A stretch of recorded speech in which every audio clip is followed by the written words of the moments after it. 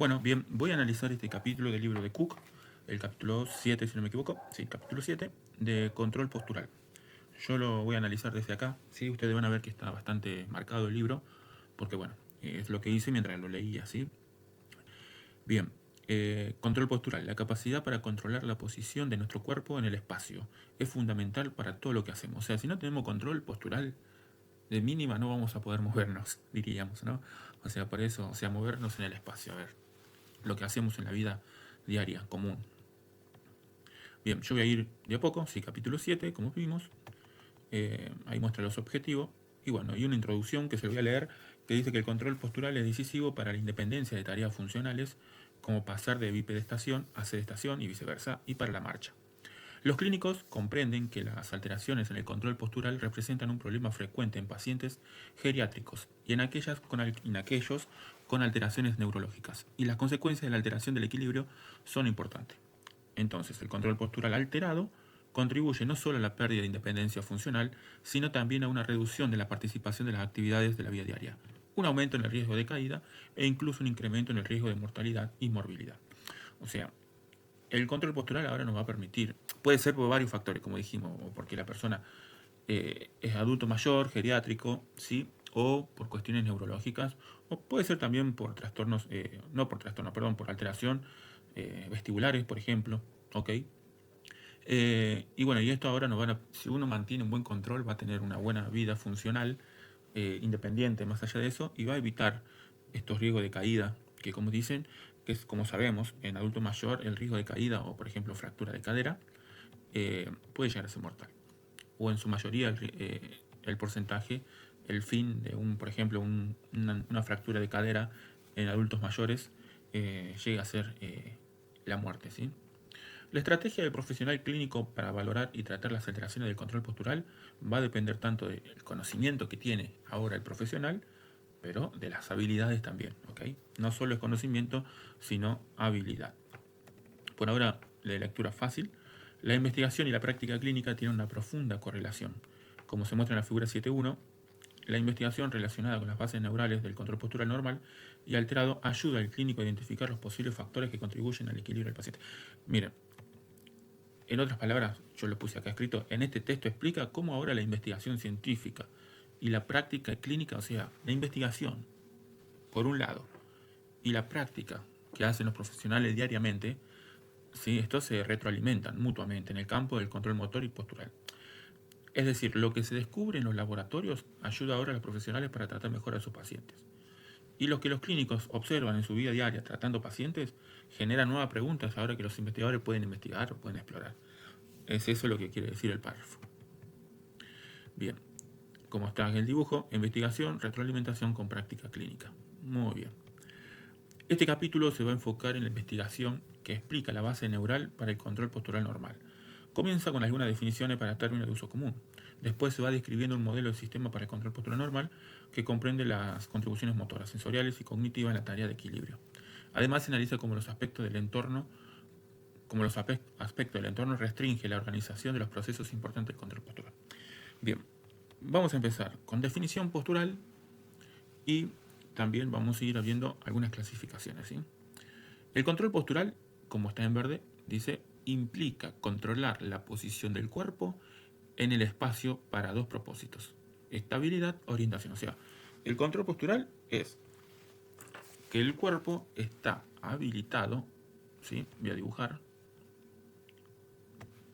habilitado para poder tener estabilidad y orientación. Ahora bien, ¿qué es estabilidad y qué es orientación? Orientación postural se define como la capacidad de mantener una relación apropiada entre los segmentos corporales y entre el cuerpo y el entorno para una tarea determinada, ¿sí? O sea, lo que mayormente decimos equilibrio vendría a ser orientación postural. Y el término postura se debe utilizarse para describir la alineación biomecánica del cuerpo y la orientación del cuerpo con respecto al entorno, lo que vendría a ser la línea de la gravedad, la alineación biomecánica, o sea, la línea de la gravedad en una posición neutra de nuestro cuerpo. A ver, creo que hay un dibujo, o una imagen, más abajo, que después lo vamos a analizar. Yo la voy buscando para que ustedes vean a qué se refiere, ¿sí? Ay, qué lejos que está. Pensé que estaba más cerca. Acá, bien, ¿sí? A esto. ¿Ok? Alineación ideal en bipedestación, por ejemplo. Esta es la alineación de postura. Voy a poner pausa. Bien. Ahora, ¿qué es? Eso es la orientación postural, ¿sí? Estar bien alineado y poder mantenerse en equilibrio, como todos conocemos esa palabra, pero es orientación postural. Y la estabilidad es la habilidad para controlar el centro de masa, ¿sí? O sea, eh, no desestabilizar, ¿no? Podríamos decir, para mantener el equilibrio. El cuerpo necesita que el centro de masa o su proyección se mantenga dentro de la base de apoyo, ¿sí? Una buena base de apoyo. Es eso más que nada. Por eso acá lo importante que podemos rescatar es que CM se va a definir como el punto localizado en el centro de masa corporal total, que se determina al encontrar el promedio ponderado del centro de masa de cada segmento corporal. Y la proyección vertical, el centro de masa se define como el centro de gravedad.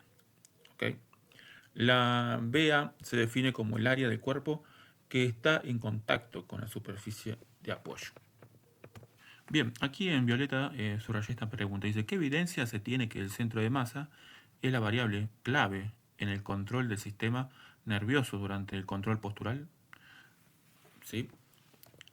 Miren, el libro nos envía a que ampliemos el conocimiento en este recuadro, ¿sí? Que es lo que realmente controla ahora el sistema del control postural. Muchos investigadores creen que lo que se controla es el centro de masa del cuerpo, pero el centro de masa es un punto virtual. No se puede ni ver ni tocar. Y depende de cómo están colocadas todas las partes del cuerpo. Y otros científicos piensan que lo que realmente se controla son las posiciones de las articulaciones, los músculos que se activan para mantener la postura. En sí, ¿qué es lo que hace esta pregunta? ¿Quién controla el centro de masa? O sea, la alineación, o sea, cuando uno busca la alineación, o, eh, o sea, cuando uno controla el centro de masa del cuerpo, o más que nada cuando ubica el cuerpo en el centro de masa, o sea, cuando ubica lo que son las posiciones, las articulaciones y los músculos, activándolos para lograr esa postura. Bueno, es una pregunta. ¿Qué es el centro de presiones? ¿Sí? ¿Y qué función desempeña la estabilidad? Perdón, me estaba salteando algo del punto de reacción, por eso me quedé colgado, porque bueno, dice que un estudio de Scholl en el año 2007 usó una herramienta llamada enfoque múltiple no controlado, para ver qué ajusta primero el cuerpo, tras perder el equilibrio, ¿sí? Eso es lo que quería hacer esa pregunta. ¿Qué encontraron? Bueno, cuando una persona se desequilibra y se recupera, lo primero que tiende a restablecer es la posición de centro de masa y no la posición exacta de las articulaciones. Bueno, ahora sí quedó un poquito mejor comprendido, porque yo también me quedé pensando. Me quedé con la duda, digo, no, pero algo falta. Bueno, me acordé de ese punto que lo tenía anotado. Y ahora sí, ¿qué es el centro de presión? Bueno, el centro de presión es el punto donde se concentra la fuerza total que el cuerpo aplica sobre el suelo a través de los pies. Se puede medir, por ejemplo, con plataforma de fuerza y va cambiando el lugar constantemente, incluso cuando está quieto de pie. Entiendo que se refiere a la base de apoyo. ¿Sí? Eh, Ahí dice que el centro de presión es el centro de la distribución de la fuerza total aplicada a la superficie de apoyo. Este centro de presión se mueve continuamente alrededor del centro de masa para que éste se mantenga dentro de la base de apoyo. Exactamente. ¿Sí? O sea que es la herramienta que el cuerpo usa para mantener el equilibrio, el centro de presión, aplicando fuerza al suelo, por ejemplo, cuando uno pisa, y moviéndola según sea necesario para que el centro de masa no se desplace fuera de la base de apoyo. ¿Sí? Es eso, está muy relacionado justamente. Es un libro largo, así que tenemos mucho, y también un poquito que hay que entenderlo bastante. ¿Sí? Todas las tareas requieren control postural. Los requisitos de estabilidad y orientación variarán según la tarea y el entorno. Algunas tareas ponen especial cuidado en el mantenimiento de la orientación adecuada a costa de la estabilidad. Por ejemplo, el bloqueo exitoso de un balón en el fútbol por parte del portero requiere que el jugador siempre se mantenga orientado con respecto al balón. En ocasiones caerá al suelo en un esfuerzo por evitar el gol. En cambio, la persona que camina por la cuerda, en la figura, ahora vamos a ver la figura, debe mantener la estabilidad, es decir, conservar el centro de masa dentro de la base de apoyo, a toda costa para evitar una caída, lesiones potenciales. O sea, eh, la orientación va a depender de lo que uno esté haciendo, ¿sí? Porque un arquero, un portero, como dice aquí, no le importa si se cae o se golpea cuando ataja una pelota. Su orientación, ¿cuál es? Que la postura lo ayude a evitar que sea el gol, ¿sí? Esforzarse para poder alcanzar la pelota y que no sea gol. En cambio, el equilibrista, no, la orientación es no caerse y mantener lo mejor posible el centro de masa o la base de apoyo, ¿sí? Adecuado al centro de masa para no caerse. Es eso más o menos, que la orientación, por eso como decimos, va a depender según lo que se vaya a hacer. En una tarea, tanto la tarea propiamente dicha, obviamente, lo que hacemos siempre, el entorno va a influir, ¿ok? La demanda de orientación y estabilidad. La acción de sentarse en un banco y leer tiene el requisito de orientación postural y mantener la cabeza estable y fija en el material de la lectura. La tarea de permanecer de pie y leer un libro tiene casi el mismo requisito de orientación postural con respecto a la cabeza, los ojos, los brazos y el libro, mientras que el requisito de estabilidad es considerablemente más estricto, ya que implica controlar el centro de masa en relación con una base de apoyo mucho más reducida y determinada por los dos pies. Y la tarea de controlar la estabilidad durante la marcha es muy diferente de la tarea de equilibrio durante la bipedestación. O sea, lo que mostraba ahí el párrafo es que, por ejemplo, la imagen está, el requisito de estabilidad es mucho menor, ¿sí? O sea, la orientación es mantener la cabeza y la mirada en la lectura. Nada más, se preocupa más que eso, ya que está sentado, tiene una buena base de apoyo, ¿sí? O sea, no se preocupa por mantener un equilibrio, podríamos decir el tronco, sí, pero o una orientación postural es menor. Pero cuando ya se para y sigue haciendo la misma tarea, ¿ok? Ya cambia, ¿sí? Porque ahora sí, si bien la orientación sigue siendo la misma de seguir leyendo, pero está en una bipedestación, ¿sí? Entonces la estabilidad ahora es distinta, necesita ahora mantener una estabilidad al estar parado, ¿ok? Y ya en la imagen C, en la última, al caminar, el centro de masa, ¿sí? Y la base de apoyo se va modificando cuando uno camina. Y entonces necesita ahora mantener esa orientación postural o equilibrio justamente, ¿no? En equilibrio, para no caerse. O sea que, como dice ahí, la tarea de controlar la estabilidad durante la marcha, o sea, de mantener la estabilidad, es muy diferente cuando solamente está parado, ¿sí? Ya que cuando uno camina, el centro de gravedad incide fuera de la base de apoyo, o sea, se va moviendo, ¿ok? Es eso. Por eso el entorno, podríamos decir que influye también, porque el estar sentado es un entorno distinto que cuando uno está parado y otro que cuando tiene que caminar. Bien, ahora vamos a pasar a este tema que dice que es un marco conceptual de sistemas, o sea, de sistemas para el control postural, ¿sí? Vamos a tener sistemas individuales para el control postural y, esperen, a ver. Claro, o sea, como no sé si ustedes pudieron leer el capítulo 1, ahí habla sobre el control motor. Al igual que el control motor, va a haber una interacción, ¿sí? Entre el individuo, la tarea y el entorno, ¿sí? Por esto es que se va a ver un marco conceptual de estas tres cosas. Los sistemas individuales para el control postural surge de los sistemas musculoesqueléticos y neural, ¿sí? Comprenden factores como la amplitud de movimiento de las articulaciones, la flexibilidad de la columna, las propiedades de los músculos, las relaciones biomecánicas entre el segmento corporal conectado. Los componentes neurales esenciales para el control postural engloban 3 puntos. A, B, C. A, procesos motores, incluida la organización de los músculos de todo el cuerpo para las sinergias musculares. B, procesos sensoriales, tanto el sistema individuales como el proceso de organización sensorial. C, proceso cognitivo de nivel superior que comprende tanto recursos cognitivos como estrategias para el desarrollo. D, representaciones internas esenciales para el paso de la percepción a la acción y mecanismos anticipatorios y adaptativos del control postural. O sea, ¿qué quiere decir este párrafo? que el control postural va a depender de 3 grandes componentes del sistema nervioso, como lo leí recién, ¿sí? Uno va a ser el proceso motor, que es el que se va a encargar de organizar los músculos de todo el cuerpo para responder correctamente y mantener el equilibrio. También van a incluir las sinergias musculares. ¿Qué quiere decir esto? Que son grupos de músculos que ahora se activan juntos de forma coordinada para un cierto movimiento, ¿sí? Los procesos sensoriales se refiere a toda la información que se reúne, ¿sí? Como el visual, vestibular, somatosensorial, etc. Y aparte, el cerebro tiene que organizar toda esa información que recibe para saber cómo está el cuerpo en el espacio. Y por fin, y el otro, que era el proceso cognitivo, eh, incluyen los recursos cognitivos como la atención y la toma de decisiones, ¿sí? Estrategias mentales como para crear representaciones internas, o sea, un mapa mental del cuerpo y del entorno para pasar a la percepción y a la acción.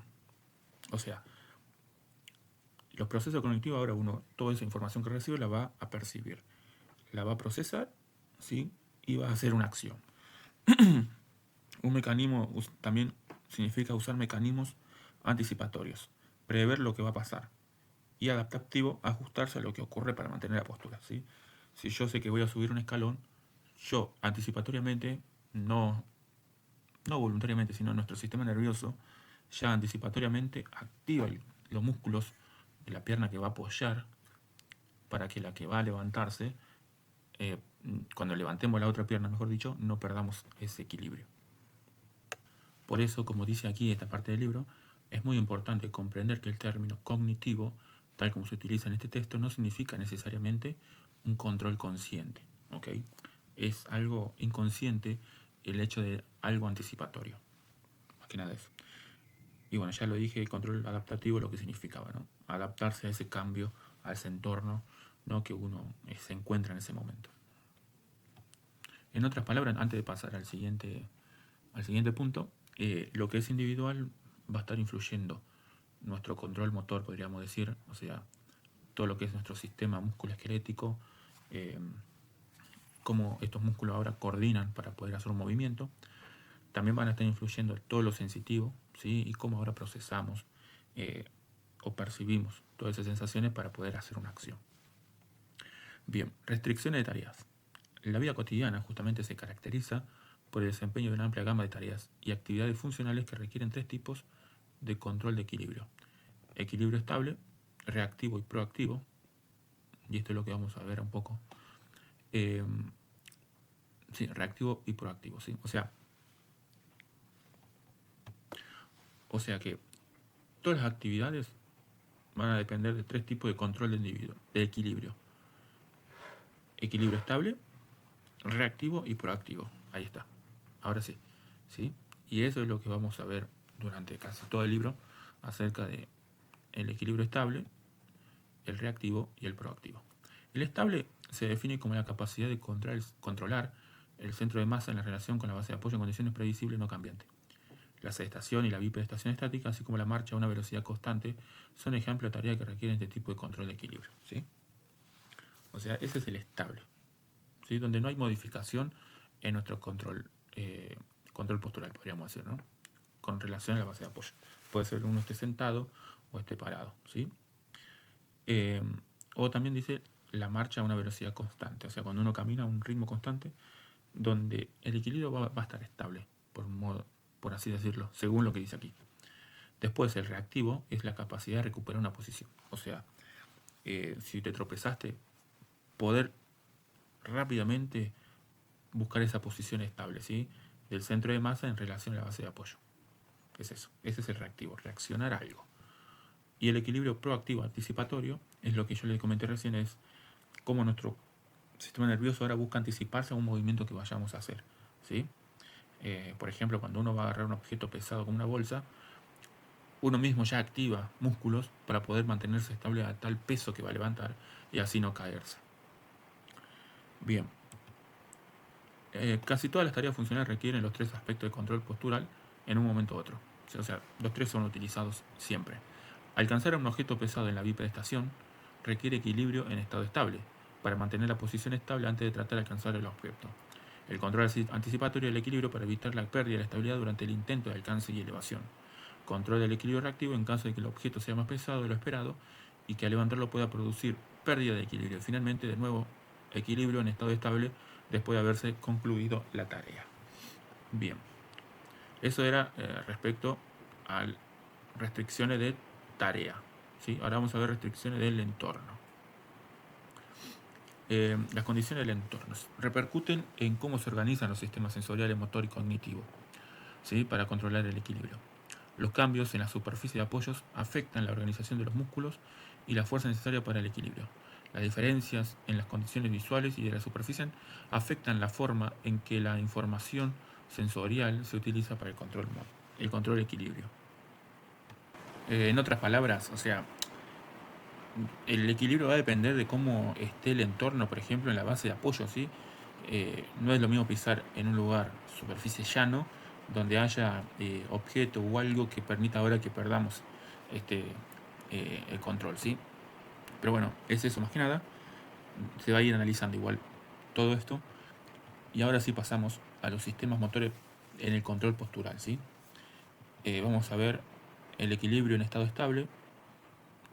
Vamos a ver también el equilibrio en reactivo, no, perdón, el equilibrio reactivo y el equilibrio anticipatorio. Bien, como habíamos dicho, el equilibrio estable, ya dimos la definición, ¿sí? Que era cuando uno está en bipedestación o está en sedestación, por ejemplo, ¿sí?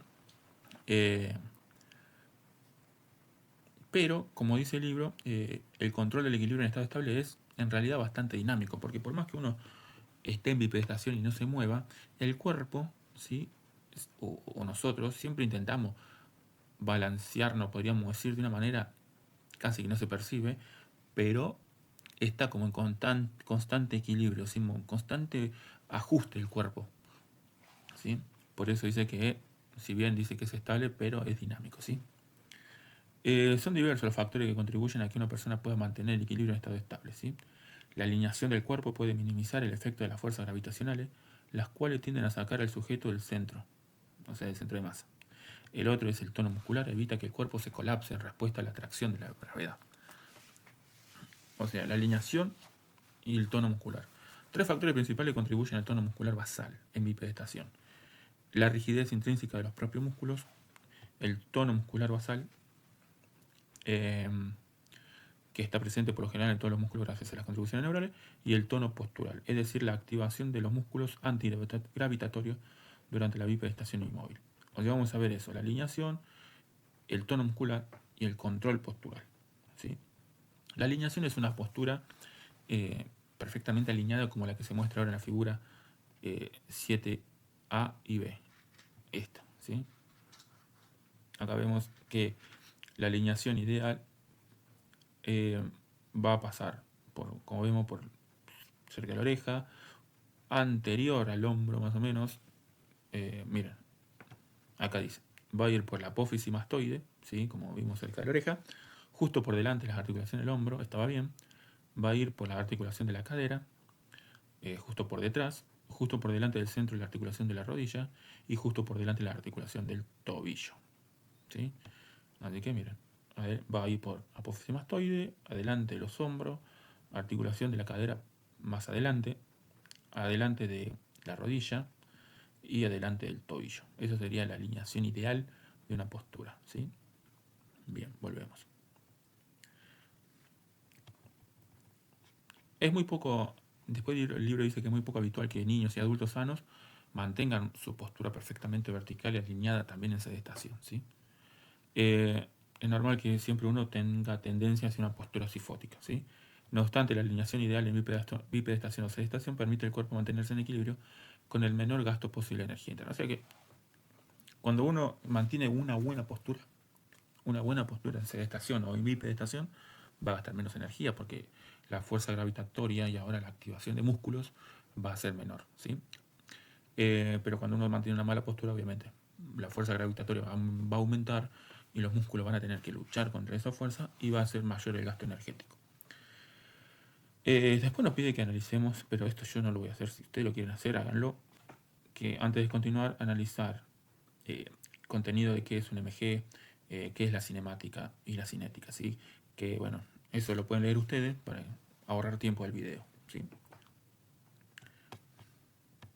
Que bueno, cinemática, o rápidamente, el análisis cinemático va a analizar cómo se mueve algo, ¿sí?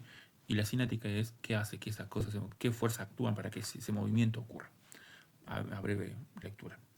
Tono muscular. Entonces se entendió lo que es la alineación, ¿sí? O sea, lo que de la del control estable. Depende mucho de la alineación postural, ¿sí? También dijimos que va a depender del tono muscular. ¿Ok? ¿Qué es el tono muscular y cómo ayuda a mantener el equilibrio? Bueno, no sé por qué no lo tengo subrayado, pero lo vamos a subrayar ahora. El tono muscular se refiere a la fuerza con la que un músculo se resiste al alargamiento o estiramiento, es decir, su rigidez. O sea, el tono muscular es que el músculo se resiste ahora al estiramiento, ¿sí? Entonces, ¿qué hace? Contrae un poco más. Si yo hago una postura muy cifótica, los músculos se van a estirar. Entonces, cada vez que el tono muscular ajusta eso, ¿sí?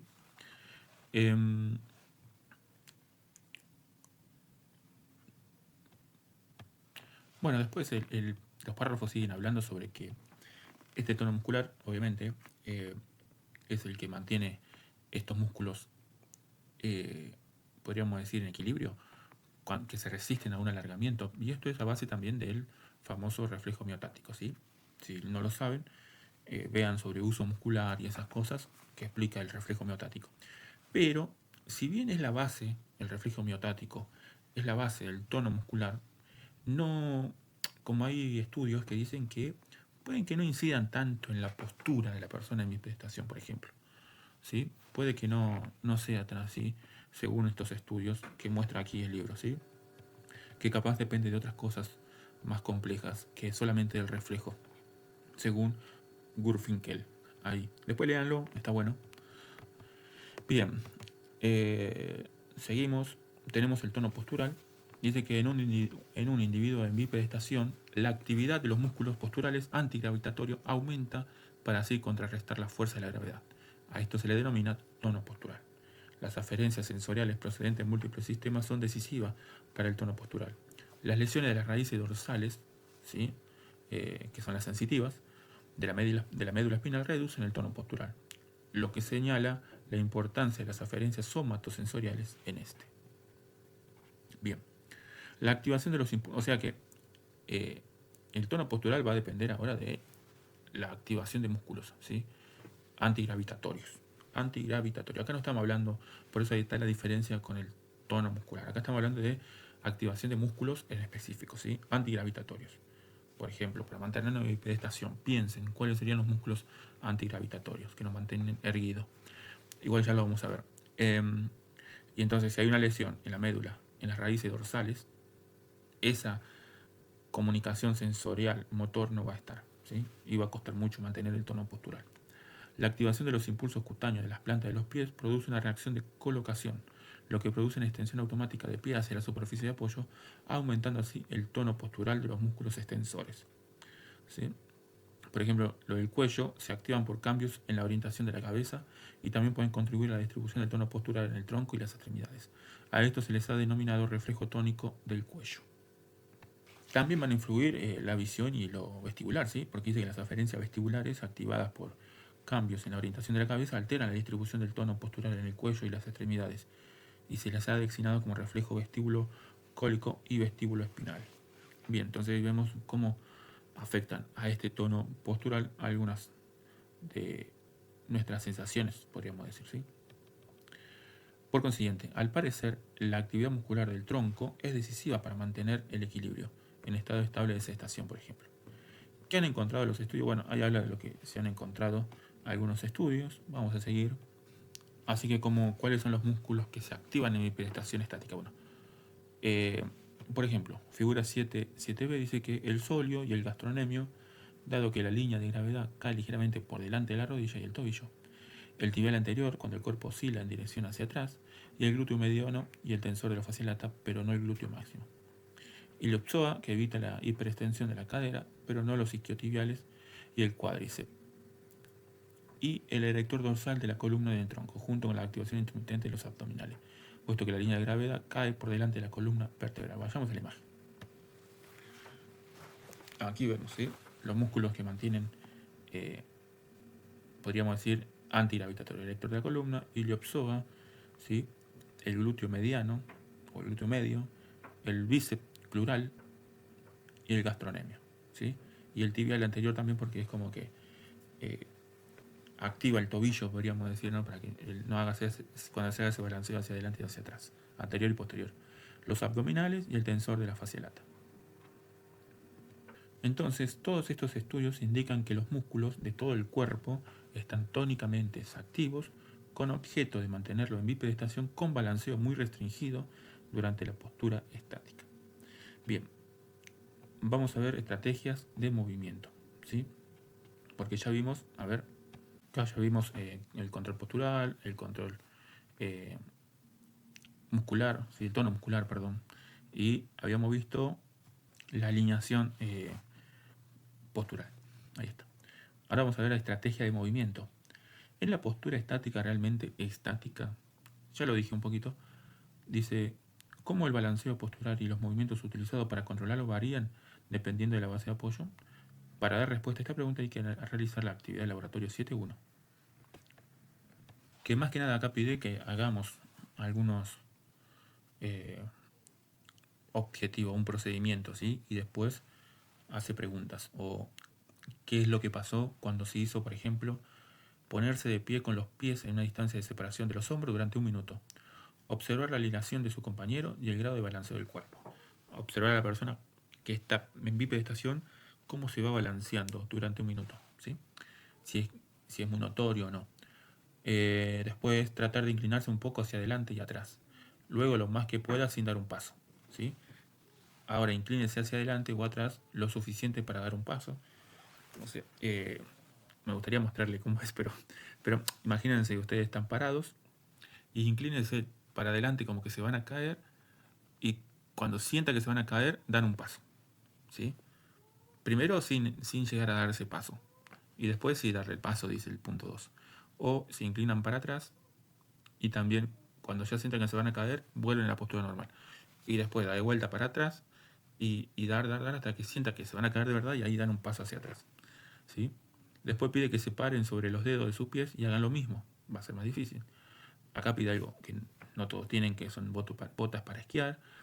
Y ahora haga que su compañero ponga 3 dedos de su mano en el esternón y lo empujen hacia atrás. Primero suavemente y luego con más fuerza. A ver cuál es la reacción que esa persona tiene. Pero bueno, está bueno poder hacerlo, pero va a llevar tiempo.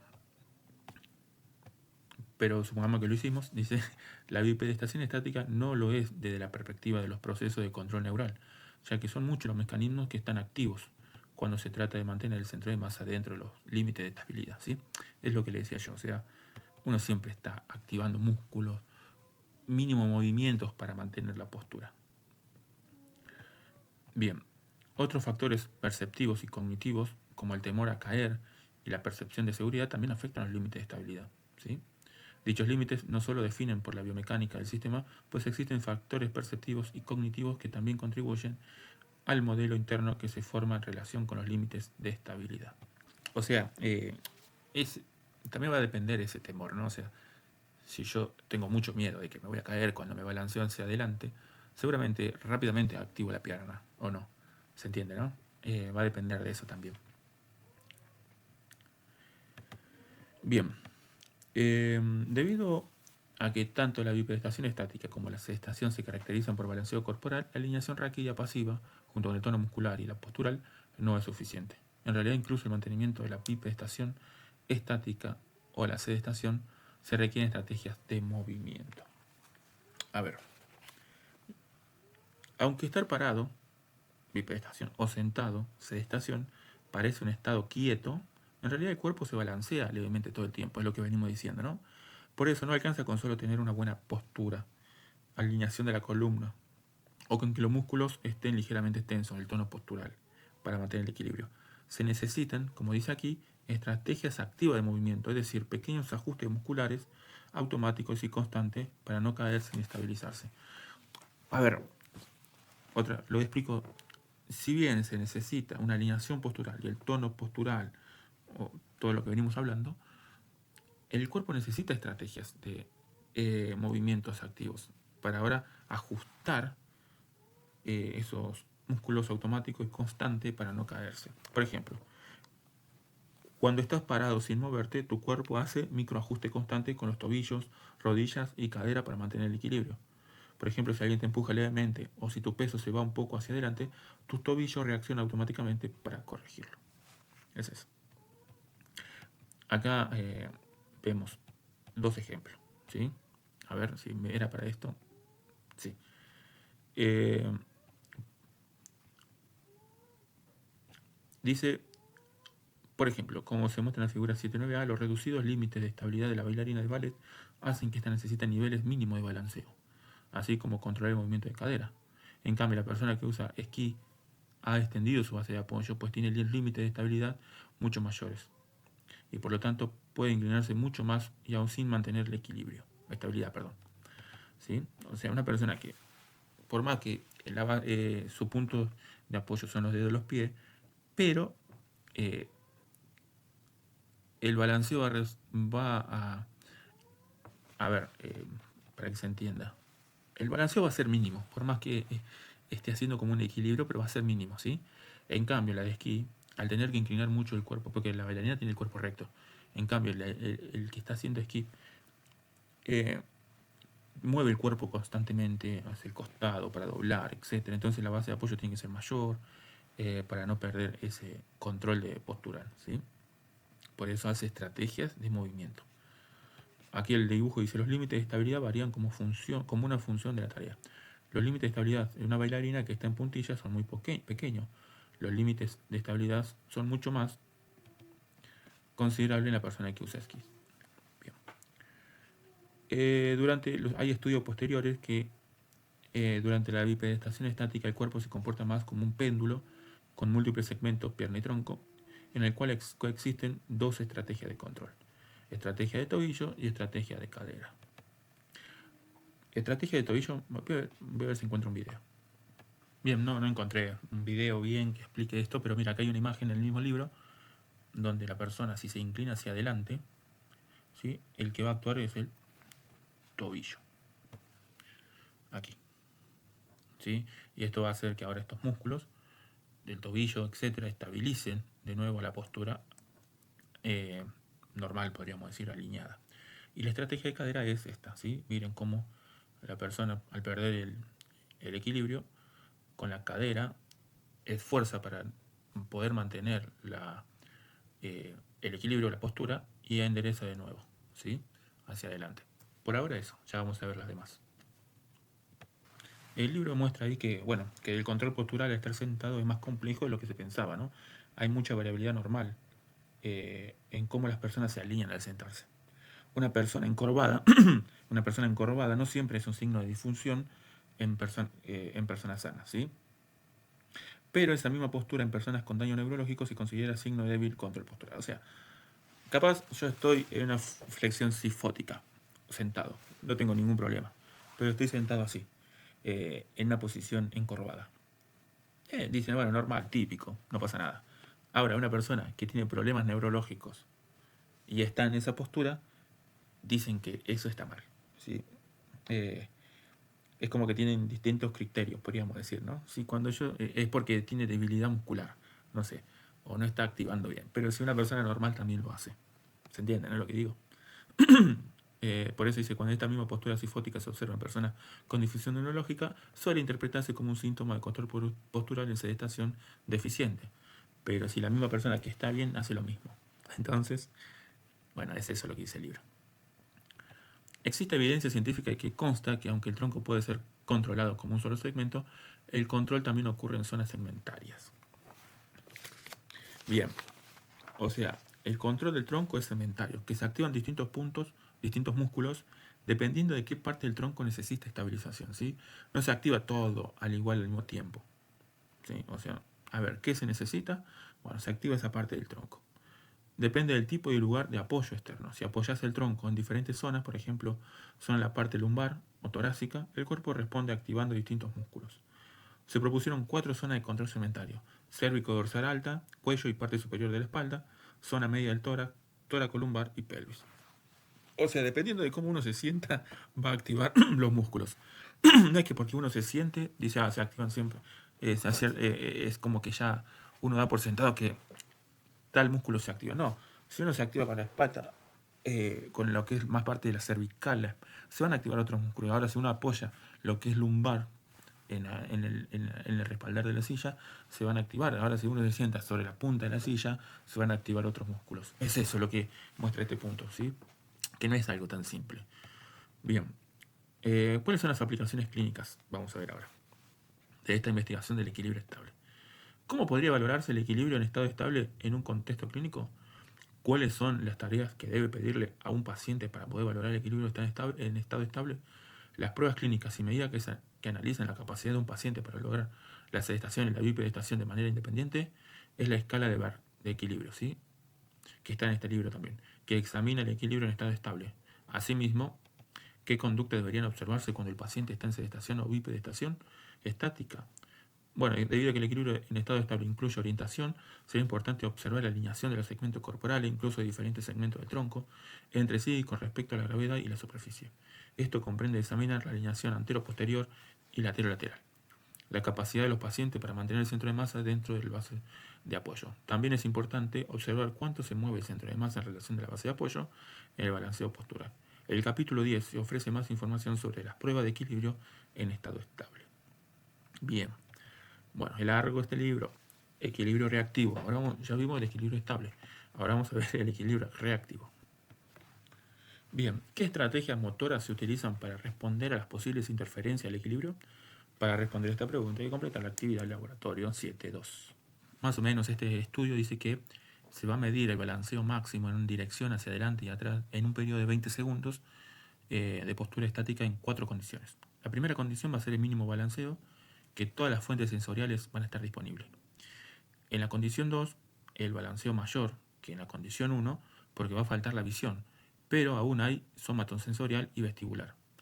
En la condición 3, el balanceo es mayor que C1 y C2, o sea que la condición 1 y condición 2, porque la somatosensorial va a estar alterada, aunque la visión ayude. Y la condición 4, balanceo máximo, solo queda el vestibular y es más difícil mantener el equilibrio. Es eso lo que habla el trabajo que hay que hacer, ¿sí? Para ver más que nada qué estrategias motoras utiliza para responder a las posibles interferencias del equilibrio. O sea, cuáles son las que más se usa, podríamos decir. En realidad usa todas, pero cuando se ve alterada alguna, ¿cuál es la que prevalece? Los patrones motores utilizados para el control del equilibrio reactivo se han descrito como estrategias de tobillo, de cadera, de paso y de alcance para la prehensión.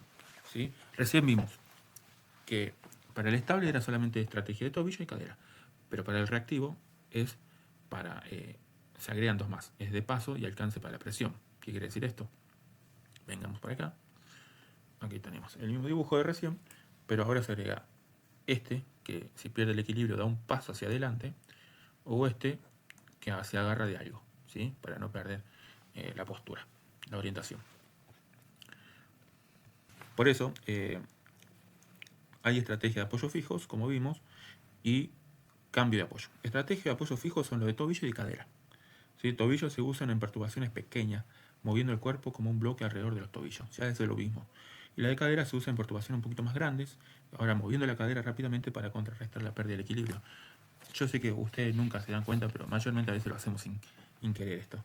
En cambio, la estrategia de cambio de apoyo es cuando las perturbaciones ya son muy grandes. Es más seguro mover un punto de apoyo, por ejemplo, hacer un paso o agarrarse sobre algo. ¿Sí? Es eso. Por ejemplo, si nos empujan suavemente por detrás, probablemente usemos la estrategia de tobillo. Un empujón suave.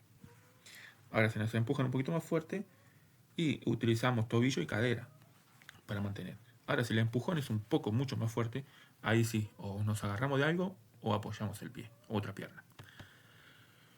La investigación de control postural llevada a cabo en adultos jóvenes neurológicamente sanos indican que el sistema nervioso combina músculos independientes, aunque relacionados, para integrar unidades, algo que se ha denominado sinergias musculares, ¿sí? Que era lo de que vimos, que era activar o coordinar músculos para un movimiento. Bien. Estabilidad antero-posterior, vamos a ver, estrategia de tobillo. Dice la figura 712, que ahora le voy a mostrar, muestra la actividad muscular sinérgica típica y los movimientos corporales de corrección para la pérdida del equilibrio hacia adelante. En este caso, el movimiento de la plataforma hacia atrás hace que el sujeto se balancee hacia adelante ahora, ¿sí? Y la actividad muscular comienza en el gastrocnemio alrededor de 100 milisegundos después de la perturbación. Y se sigue de la activación de los isquiotibiales 20 o 30 milisegundos después. Por último, se activan los músculos paravertebrales. O sea, Cuando en nuestro cuerpo, por ejemplo, pierde el equilibrio y nos movemos hacia adelante, como nos inclinamos hacia adelante, ¿sí? El que actúa primero dice que era el gastrocnemio, ¿sí? El que primero actúa, ¿ves? Aquí. Actúa rápidamente. A ver si lo entiendo. Sí. ¿Vieron? Aquí, mira. Ya aquí, acá empieza la perturbación. Y rápidamente, perdón, acá empieza la perturbación. Y rápidamente, de 0 a 100 milisegundos, más o menos, actúa el gastrocnemio, ¿sí? Después lo sigue el isquiotibial, que actúa 20 o 30 milisegundos después. Y por último, los paravertebrales, ¿sí? Esa es la activación muscular durante una estrategia de tobillo. ¿Ok?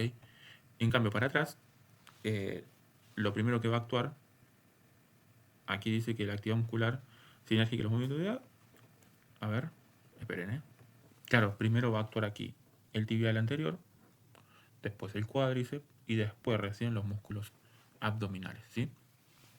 Es eso, cuáles son los que más rápido se activan, ¿sí? Miren. Aquí el tibial, después recién, miren, qué tanto después activa el cuádriceps. Y después los abdominales. Luego tenemos la estrategia de cadera. Esta estrategia controla el movimiento del centro de masa, producir un movimiento considerable y rápido en las articulaciones de la cadera junto con rotaciones contrarias de los tobillos.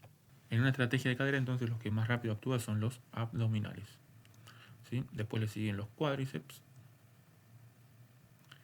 Y bueno, y después el gastrocnemio casi que no actúa, ¿sí? Por lo que vemos. Eso es en un balanceo hacia adelante. En un balanceo hacia atrás, vemos que se actúan los paravertebrales junto casi con los isquiotibiales, ¿sí? Casi ahí, no hay mucha diferencia. Bien, eso es una estrategia de cadera. Estrategias cambio de apoyo. Dice que las extremidades se mueven rápidamente para modificar la base de apoyo, bien dando un paso bien alcanzado o sujetándose como apoyo. El control de las estrategias de cambio de apoyo se considera más complejo que el de las de apoyo fijo, porque requieren movimientos complejos de las extremidades que deben ser apropiados tanto para las características de la alteración del equilibrio como para la restricción del entorno circundante. Por ejemplo, necesidad de un espacio despejado para poder dar un paso o la disponibilidad de apoyo. O sea, la estrategia de apoyo va a depender de si hay espacio para dar un paso o si es posible dar ese paso, porque si tenemos que dar un paso hacia adelante y no tenemos el lugar, o ese paso hacia adelante hay un pozo o hay una escalera o algo, no va a ser fácil. Y al igual que la estrategia de apoyo, si no tenemos algo donde apoyarnos o no vemos o se nos quita la visión y no sabemos dónde apoyarnos, va a ser difícil, ¿sí? Es eso. Esas son, podríamos decir, las contraindicaciones. Estabilidad lateral, lateral y multidireccional.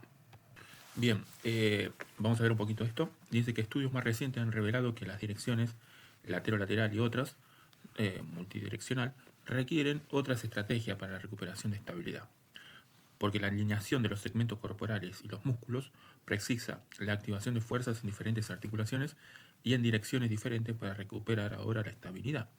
Por ejemplo, sabemos que en la extremidad inferior hay muy poco movimiento lateral, ¿sí? En el tobillo, tanto en el tobillo y en la rodilla, como dice el libro, casi imposible, porque el movimiento de tanto el tobillo y la rodilla como es de flexión y extensión. Por lo tanto, es la articulación de la cadera que es la que se utiliza principalmente para recuperar la estabilidad del latero-lateral o de otras direcciones. Bien. Han observado que el movimiento lateral principal del cuerpo es el movimiento lateral que se produce a nivel de la pelvis, el cual precisa aducción de una pierna y abducción en la otra. A ver. Bien, después se muestra una investigación que se hizo que muestran que los patrones de actividad muscular en respuesta a la inestabilidad de múltiples direcciones no solo es antero-posterior o latero-lateral, sino que tienen respuestas según la dirección, ¿sí? Por eso se usa una plataforma en 12 direcciones diferentes en seres humanos en bipedestación y se registran las actividades musculares, ¿sí? Tanto del músculo del tronco y de las piernas. Entonces, tenemos esta imagen. Voy a poner dibujar.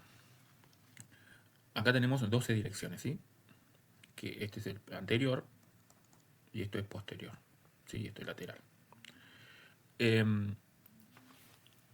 Según esta investigación, todos los movimientos que se inclinaron, por ejemplo, a estas zonas, más o menos, supongamos, todas estas inclinaciones, se activaron el músculo recto femoral y el tensor de la fascia lata, ¿sí?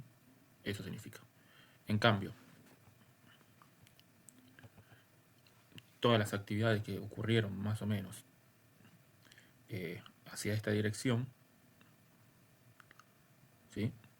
Se activó el semembranoso, el peroneo largo, el sóleo, el gastronemio y después, y abdominal. Y después los que se hicieron más anterior, podríamos decir, todos estos movimientos, se activaron, les digo, el aductor largo, el erector de la columna, ¿qué más? El peroneo largo de nuevo, sería el peroneo lateral largo, ¿sí? El tibial, el vasto medial. Es eso lo que mostró la investigación, cómo se activan distintos grupos musculares según la dirección. No es que es antero-lateral, antero-posterior y lateral, no. Y que se activan los mismos músculos, no. Hay una variación, ¿sí? Es eso. Espero se haya entendido ese estudio, porque así lo entendí yo también. ¿Qué les iba a decir? A ver, esperen. Bien, seguimos. Perfeccionamiento de las sinergias musculares. Como lo demostró la investigación de recién, las sinergias posturales no son reacciones estereotipadas, ¿sí? O sea, fijas, sino que son perfeccionadas y corregidas en respuesta a la demanda dinámica de la tarea del entorno, ¿sí?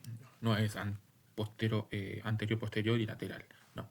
Este proceso de refinamiento y de afinación en respuesta a la demanda de la tarea suele denominarse adaptación. O sea que el control postural se va adaptando, ¿sí? Son varios los estudios en los que se ha analizado cómo los individuos adaptan las estrategias de movimiento según los cambios y las condiciones de la tarea del entorno. Estos estudios señalan que los individuos con trastornos neurales pueden cambiar y mezclar las estrategias de movimiento postural según sea necesario. Bien, voy a acelerar un poquito porque si no es larguísimo esto. Control del equilibrio reactivo en sedestación. El control para la recuperación de la estabilidad en sedestación es similar realizado en la bipedestación. O sea, en respuesta a un desplazamiento antero-posterior de la plataforma de apoyo, una persona en sedestación sin apoyo en un tabur con los pies sin tocar el suelo recupera la estabilidad mediante la acción muscular del tronco. En cambio, las mismas modificaciones en la plataforma desencadenarán actividades en las piernas cuando la persona se sienta con las piernas extendidas hacia adelante. La actividad muscular tónica, en este caso en el tronco, sirve para sostener y estabilizar la cabeza y el tronco durante la sedestación estática de equilibrio estable. Por ejemplo, en esta investigación se puso una persona sentada ahí, ¿sí? Si el movimiento es hacia adelante, ¿sí? ¿Qué músculos se van a activar más que nada? No hay una incidencia. Aquí vemos que los músculos casi no se activan tanto, ¿sí? Por ejemplo, el recto abdominal, derecho, el oblicuo externo, oblicuo interno, el recto abdominal izquierdo, el oblicuo externo y el oblicuo interno izquierdo. No hay como una actividad. Pero sí en los músculos extensores del dorso, ¿no? Por ejemplo, el nivel torácico 9, L3, ¿sí? Ahí sí actúan los músculos extensores del dorso. Es eso. Según los movimientos, miren cómo van activando. ¿Sí? ¿Sí? Aquí, por ejemplo, si va hacia atrás la persona, se va a activar obviamente el abdominal, el oblicuo externo, interno, tanto izquierdo como derecho, y no tanto obviamente, los músculos extensores, ¿sí? Es eso lo que muestra el estudio más que nada. Bien. Después habla de las aplicaciones clínicas de la investigación sobre el equilibrio reactivo. ¿Cómo se puede evaluar en un paciente el control del equilibrio reactivo en sedestación o en bipedestación? Podría utilizarse empujes suaves para desplazar el centro de masa en un paciente en bipedestación o sedestación y observar la respuesta. La prueba de empuje, que forma parte de la escala de valoración de la movilidad oriental del desempeño, POMA, Performance Oriented Mobility Assessment, es un ejemplo de prueba clínica de equilibrio reactivo a través de la cual se utilizan pequeños empujes en bipedestación para desencadenar una respuesta de apoyo fijo. existen otras pruebas concebidas para analizar las reacciones de cambio en el apoyo. Bien. Seguimos. Ahora sí vamos a ver el anticipatorio, que también es un poquito largo. ¿Sí? ¿Alguna vez has levantado una caja esperando que pesara mucho y al final pesaba muy poco? Muchas veces nos pasó eso, ¿no? El hecho de haber levantado una caja de mayor adultura de la esperada demuestra que el sistema nervioso programó la fuerza a partir de la anticipación de lo que la tarea requería. O sea, el sistema nervioso programa, ¿sí? Se anticipa algo. Y capaz que esa caja después no pesa nada y uno, bueno, sintió que hizo fuerza de más, ¿no? Porque, bueno, se preparó con anticipación. Recluta fibras, también podríamos decir, ¿no? De más. En la actividad laboratorio 373, lo que podrá notarse en esta experiencia de ejemplo es que pueden utilizarse movimientos anticipatorios, APA, recuerden la palabra APA, porque así se le va a llamar, a levantar con la mano opuesta el libro que uno mismo sostiene con la otra mano, de manera que ésta no se mueva hacia arriba de forma involuntaria. Por contra, estos mismos ajustes no se activan cuando es la mano de la otra persona quien levanta el libro. En este caso, hay que confiar en la retroalimentación sensorial con respecto al cambio de la posición del brazo para contrarrestar el movimiento ascendente del mismo. En fin, o sea, ustedes extiendan la mano, una con un libro, y con su propia mano derecha saquen el libro y van a ver cómo la mano se eleva hacia arriba. Todo lo contrario pasa en sí. Usted sostiene la mano, sostiene un libro y le pide a otra persona. Van a ver que la mano queda quieta. Quiero imaginar qué es eso, porque lo tendría que probar y no puedo ahora porque estoy solo. Bien. Bueno, acá vemos un estudio, ahora lo voy a leer, de algo anticipatorio, ¿sí? Miren, para ver si me acuerdo. Miren, la actividad postural anticipatoria también es decisiva para reducir las actividades de la extremidad, como ocurre en la bipedestación sobre una pierna o cuando se sube un escalón. Esto puede experimentarse fácilmente al intentar levantar la pierna derecha, como se describe en el siguiente experimento. Como podrá verse, antes de levantar la pierna derecha fue necesario activar los músculos de la pierna izquierda, cambiando el peso de la pierna izquierda antes de poder levantar la derecha. Entonces lo que hizo este estudio es ver qué músculos se activaban rápidamente cuando uno iba a levantar la pierna, en este caso derecha, puede ser para subir un escalón, etc. ¿Sí? Ahí muestra que creo que el femoral, a ver, sí, el recto femoral derecho, ¿sí? Que vendría a ser este, aquí es el que más rápido se activa, ¿sí? Después le sigue el recto femoral, perdón, el izquierdo, porque la pierna en la que se levanta es el derecho. El recto femoral izquierdo es el que más rápido se levanta, en este caso. O se activa, no que se levanta, se activa. Miren, la preparación de ese movimiento es esta parte. Entonces fíjese cuánto antes se activa ese músculo antes de hacer el movimiento de levantar la pierna derecha, ¿sí? Después le sigue el recto femoral derecho, obviamente, porque tienen que hacer el movimiento. Y por último, el bíceps femoral derecho. Porque bueno, es el que hace la flexión de rodilla. Pero lo interesante es que mucho antes se activa el recto femoral del cuádriceps de izquierda. Ese es un movimiento anticipatorio. Aquí lo que muestra esta parte, todos estos párrafos, es que como el cuerpo prepara y corrige la postura cuando vamos a mover brazos rápidamente para evitar perder el equilibrio, ¿no? La actividad muscular postural anticipatoria, APA, antes de que se active el músculo principal que mueve el brazo, por ejemplo, los músculos del tronco y las piernas ya se contraen más de 50 milisegundos antes. Esta activación no mueve el brazo, sino que previene que el movimiento del brazo desestabilice el cuerpo. Ejemplo, si vas a lanzar algo hacia adelante, tu músculo de la pierna y la espalda se activan antes para evitar que el cuerpo se vaya hacia atrás, ¿sí? Cuando uno hace con el brazo hacia atrás para lanzar algo, ya los músculos del tronco y las piernas se activan para que cuando uno haga el brazo para atrás no se vaya para atrás. Simple, es muy simple. Esa es la actividad muscular postural anticipatoria. La fase compensadora, después de que los músculos impulsadores del brazo actúan, los músculos posturales vuelven a activarse para ajustar y estabilizar de forma reactiva. Aquí ya además es un control por retroalimentación que corrige cualquier pequeño desequilibrio que quedó. Adaptabilidad, la secuencia y el tipo de músculo activado depende de la tarea. Si el cuerpo ya está apoyado y estable, por ejemplo con la espalda contra la pared, los anticipatorios, los APAs, pueden no aparecer porque no son necesarios para mantener el equilibrio. Bien, eso es lo que muestra esa parte. Equilibrio proactivo en sedestación. dice que cuando se realizó una tarea de alcanzar un objeto en sedestación, no hubo actividad muscular anticipatoria en los músculos isquiotibiales y la de los extensores lumbares se retrasó, lo que provocó una inversión de orden reclutamiento de craneal a caudal. En consecuencia, la actividad anticipatoria de los músculos posturales disminuye a medida que aumenta el apoyo del cuerpo.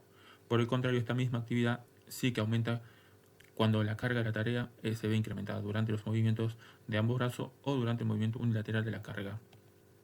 No se muestran los datos. Esta investigación demuestra que la organización de los APA en sedestación, al igual que la bipedestación, varía en función de las demandas de tarea y las características del entorno. O sea, lo que muestra este estudio de que la activación anticipatoria depende de la tarea y la postura. ¿Sí? No siempre se va a activar el mismo patrón muscular, sino que van a variar según si estás de pie, como en este dibujo, aquí, o sentado. ¿Sí? En bipedestación, antes de mover el brazo, los músculos posturales se activan de abajo hacia arriba. ¿Sí? En bipedestación, de abajo hacia arriba, de caudal a craneal. Primero las piernas, luego el tronco y luego el cuello. Esos son los músculos que se van a ir activando anticipatoriamente. En cambio, en sedestación no se activan los isquiotibiales, y no hacen falta porque no está de pie, sino que se activan los extensores lumbares. ¿Sí? Entonces, el orden de activación se invierte, es de arriba hacia abajo, de craneal a caudal. ¿Sí? Es eso lo que muestra el estudio. Más que nada. Bien, aplicaciones clínicas. ¿Cómo puede evaluarse el equilibrio proactivo en el ámbito clínico? Pedir a un paciente que se ponga de pie sobre una pierna requiere actividad postural anticipatoria para estabilizar el cuerpo antes de levantar una pierna. Sin este APA, ¿sí?, anticipatorio, el paciente no podrá levantar la extremidad o perderá el equilibrio al hacerlo. Además, pedir a un paciente que levante un objeto pesado también requiere actividad postural anticipatoria. Bien, ya vamos terminando. Sistemas sensoriales perceptivos en el control postural. Bien, lo que vamos a ver ahora cómo tanto lo visual, lo propioceptivo y lo visual interfieren ahora en el control, ¿sí? Por eso es que para conocer cuándo y cómo aplicar fuerzas restauradoras, el sistema nervioso central debe tener una imagen precisa de dónde está el cuerpo en el espacio y si se halla estacionario o estable, como dice el libro, o en movimiento. O sea, eso lo tiene que saber el sistema nervioso para ver cómo tiene que ajustar ahora estos músculos, ¿sí?, y articulaciones. Y para organizar, esto debe tener la información de los receptores sensoriales en todo el cuerpo. Visual, somatosensorial, que son los propioceptivos, cutáneo y articulares, y el vestibular. Sí, eso es lo que vamos a ir viendo ahora en adelante. El libro hace una pregunta: ¿qué sentido es el más importante para el control postural? La respuesta es depende. Bien, aferencias sensoriales para el equilibrio en estado estable. Vamos a ver las contribuciones visuales, o sea, vamos a ir de nuevo por parte. Vamos a ver las aferencias sensoriales, cómo afectan en el estado estable, en el estado reactivo y en el estado anticipatorio. Vamos a empezar por el estable. ¿Sí? Ya analizamos qué fue cada uno. Ahora vamos a ver cómo lo sensorial afecta a esto. La contribución visual dice que las aferencias visuales comprenden información visual tanto periférica como central, aunque hay ciertos indicios que indican que el estímulo periférico o un campo visual considerable es más importante para controlar la postura. Son una fuente importante de información para el control postural en estado estable, pero ¿son absolutamente necesarias? No. No siempre son una fuente exacta de información sobre la orientación en torno al movimiento propio. Una persona está en su automóvil esperando frente a un semáforo en rojo y de repente un automóvil al lado se mueve. ¿Qué hace el conductor del primer automóvil? Pone rápidamente el pie en el freno. Estas aferencias visuales señalan el movimiento e inicialmente el cerebro lo interpreta como un movimiento propio. O sea, mi automóvil se está deslizando.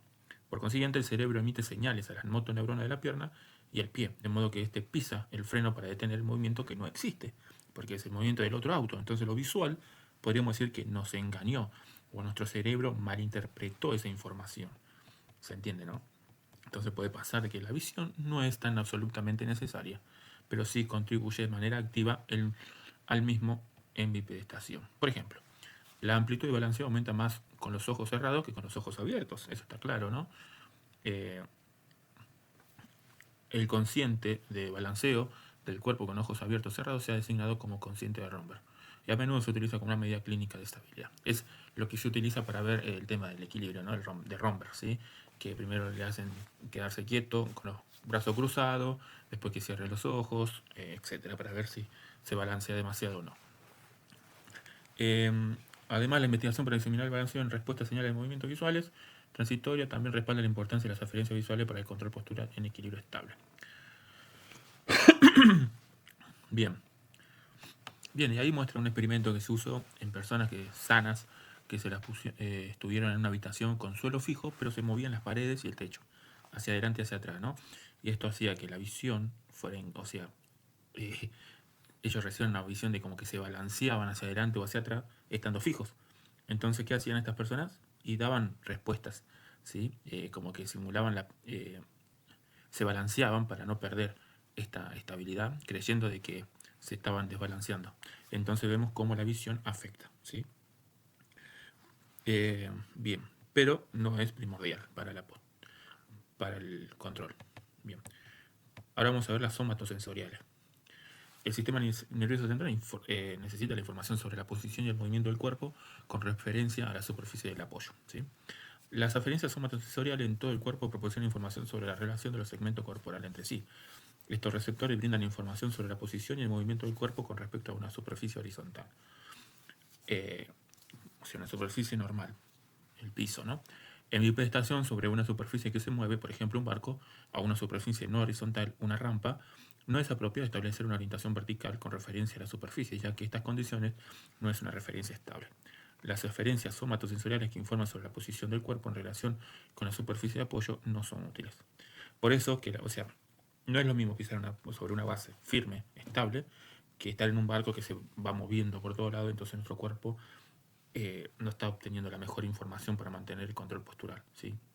O si está en una rampa inclinada, por ejemplo.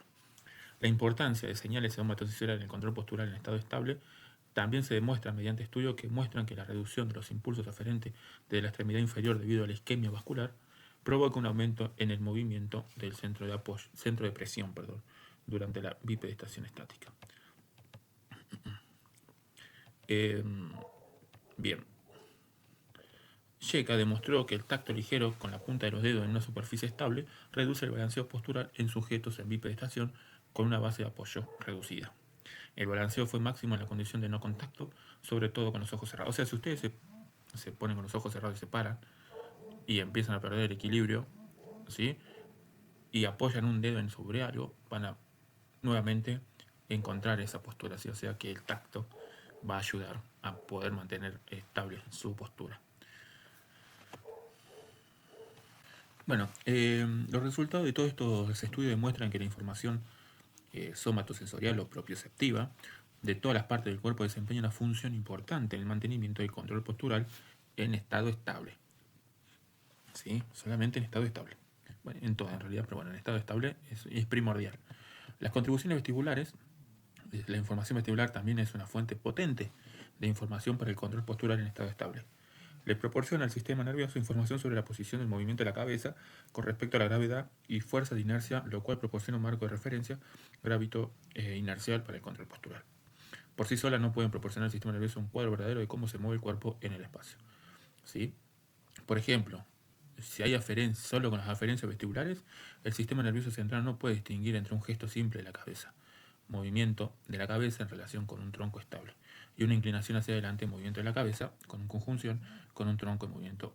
¿Sí? O sea que el sistema vestibular lo que hace nos informa es ya sabemos, la posición de la cabeza, si va hacia adelante, si va hacia atrás, si es rota, si se inclina, etcétera, si uno se eleva, o se agacha, etcétera. Integración sensorial. La vida cotidiana requiere que el equilibrio se mantenga en una amplia gama de entornos, como por ejemplo salas oscuras, superficies móviles y entornos visuales. Nasher analizó que utilizaron una plataforma móvil y un entorno visual para controlar la disponibilidad y la precisión de las aferencias sensoriales para el equilibrio en bipedestación en estado estable. El balanceo del cuerpo se mide mientras el sujeto permanece en bipedestación estática en 6 diferentes condiciones que alteran la disponibilidad y la precisión de las referencias visuales y somatosensoriales para la orientación postural. En las condiciones 1 a 3, el sujeto se pone en bipedestación en una superficie plana y estable con los ojos abiertos. 1. Con los ojos cerrados. 2 o dentro de una cabina similar a una caja que se mueve en la misma dirección y velocidad a la que las personas se balancean, dando la ilusión visual de que no se están moviendo. 4 a 6 son idénticas a las 3 primeras, excepto que la superficie de apoyo también gira ahora junto con el balanceo del cuerpo. Bueno, estos son estudios.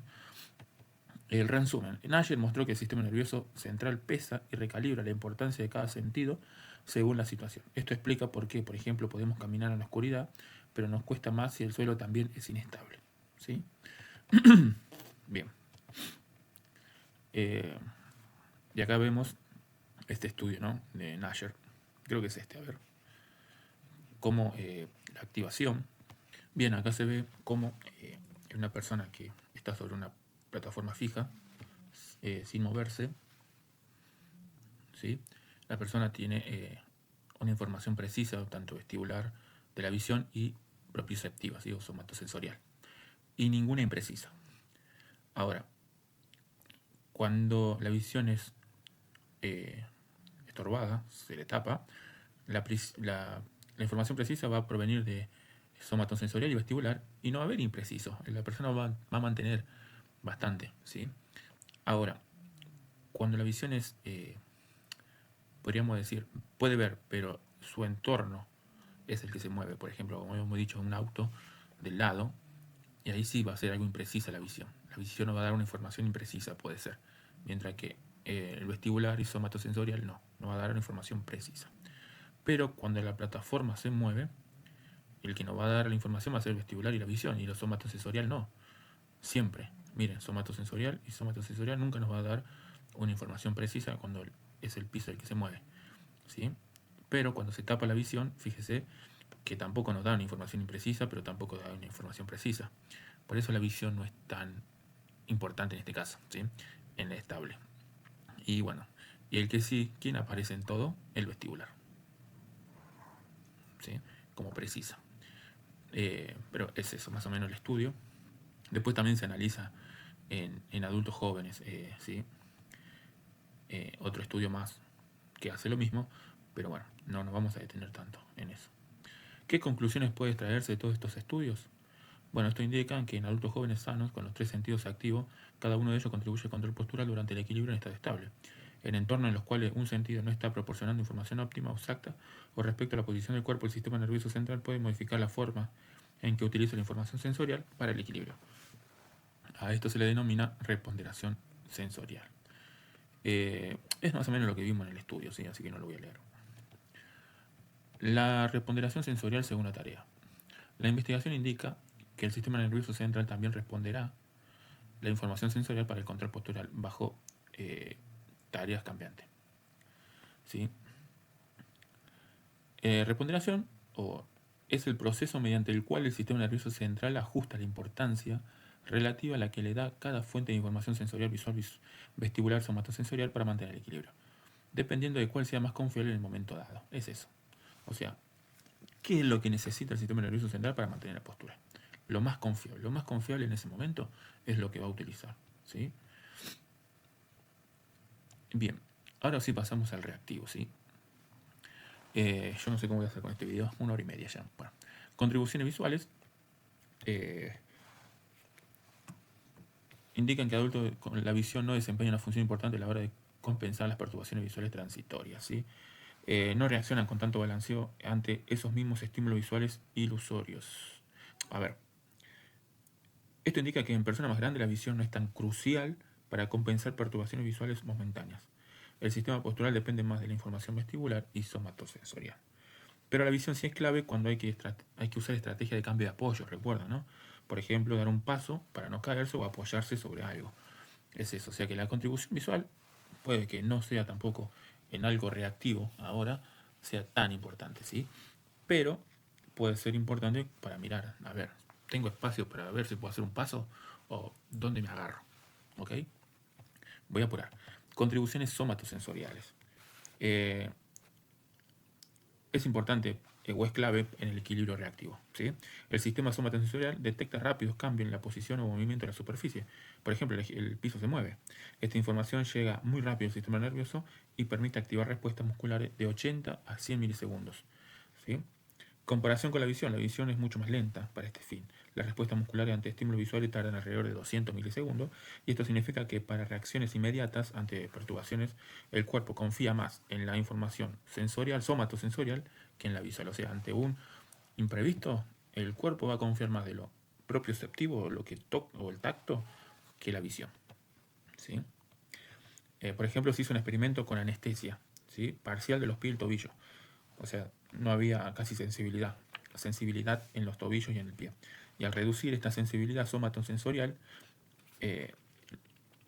por ejemplo, no sé, se le puso, ¿cómo se le dice?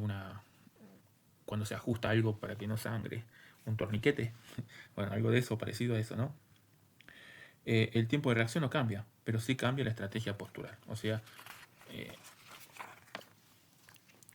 por ejemplo, en vez de hacer una estrategia de tobillo porque estaba esa parte estaba sin sensibilidad, ¿qué hizo el sistema nervioso? Usó la cadera. Por eso cambió de estrategia. No usó estrategia de tobillo, sino que ahora cambió de estrategia y usó la cadera. Bien. Seguimos. Como verán, hay mucho para leer, pero bueno. Dado que las respuestas somatosensoriales a los desplazamientos en la superficie de apoyo parecen mucho más rápidas que las desencadenadas por los sistemas visual o vestibular, los investigadores han señalado que el sistema nervioso depende preferentemente de aferencias somatosensoriales para controlar el balanceo corporal cuando el desequilibrio se debe a desplazamiento rápido en superficie de apoyo. Bien, contribuciones vestibulares. ¿Cuál es la contribución relativa del sistema vestibular a las respuestas posturales con respecto a las modificaciones de la superficie de apoyo? Bueno, se hicieron un experimento. Indican que la contribución del sistema vestibular es mucho más pequeña que la de las aferencias somatosensoriales. La latencia, o sea, la rapidez de estos impulsos nerviosos de inicio y la amplitud de las respuestas musculares fueron comparadas para dos tipos de modificaciones de la postura. A. La superficie de apoyo se movió hacia adelante o atrás, estimulando los impulsos somatosensoriales, y B. Se aplicó un desplazamiento hacia adelante o atrás de una carga de 2 kilos adherida a la cabeza, estimulando el sistema vestibular. Hubo ausencia de respuesta en pacientes con difusión vestibular. Esto indica que las aferencias vestibulares desempeñan una función menor en la recuperación del control postural, solo cuando la superficie de apoyo se desplaza horizontalmente. Sin embargo, las aferencias vestibulares y visuales son importantes para controlar la respuesta a perturbaciones transitorias. Ejemplo, cuando la superficie de apoyo rota con los dedos hacia arriba, estirando y activando el gastronemio, esta respuesta es desestabilizadora y gira el cuerpo hacia atrás. Prueben, hagan eso, ¿no? Estiren los dedos hacia arriba y van a ver cómo el gastronemio ahora busca estabilizar todo. Es activada, en fin. La contribución relativa de cada uno de ellos parece depender de muchos factores, entre los cuales se incluye la velocidad de procesamiento dentro de cada sistema sensorial. Vamos a seguir. Estrategia sensorial para el equilibrio proactivo. Las aferencias visuales son muy importantes para el control postural porque proporcionan información decisiva sobre la tarea y el entorno, lo cual determina ahora la naturaleza de las zapas, ¿sí? O sea, de los anticipatorios, necesarios para conservar la estabilidad. Por ejemplo, la información visual sobre un objeto que se va a levantar determina la característica de los zapas necesarios. O sea, la visual aquí sí es importante. ¿Ok? Bien, aplicaciones clínicas de la investigación sobre los aspectos sensoriales perceptivos del control postural. Bien. Hay que evaluar qué sentido está fallando o no se integran bien. Pruebas. Prueba de Romberg, pruebas sobre superficies inestables o posturografía. El objetivo es ver si el paciente depende demasiado de un sentido. Ejemplo, si depende de la visión o si no puede usar uno adecuadamente, propiocepción deficiente. Es eso. Exponer al paciente a entornos que reduzcan o distorsionen uno de los sentidos.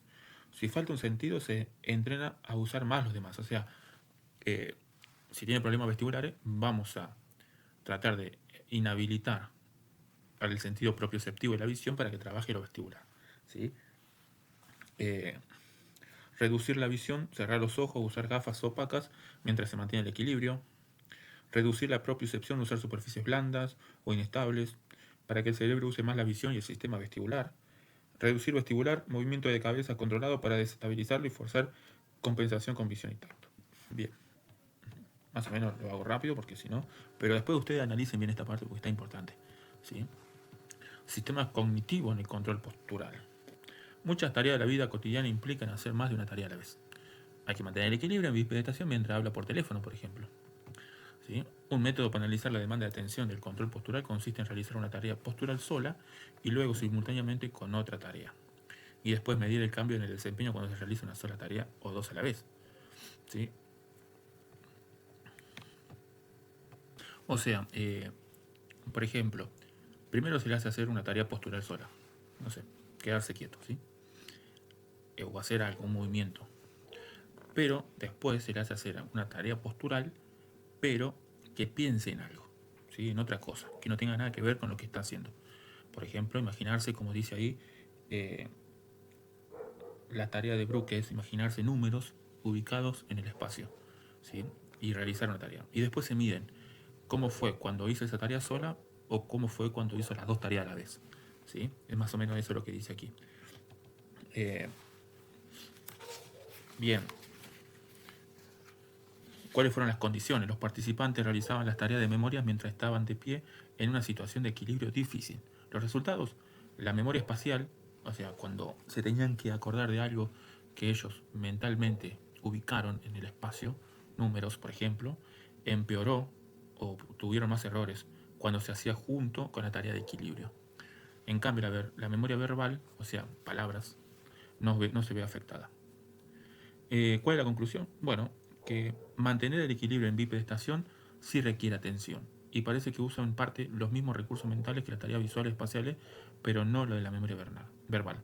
O sea, cuando tu cerebro está ocupado en imaginar y recordar ubicaciones, le queda menos capacidad para controlar el equilibrio fino, pero sí puede recordar frases, pero recordar frases no va a interferir. ¿Se entendió eso? O sea, cuando uno se tiene que acordar de algo, de un lugar, ubicar algo en algún lugar, va a interferir con nuestra postura, con nuestro equilibrio. ¿Sí? Creo que se entendió. Después se hizo otro estudio, por ejemplo, en personas que era auditivo, o sea, la reacción en cuanto se...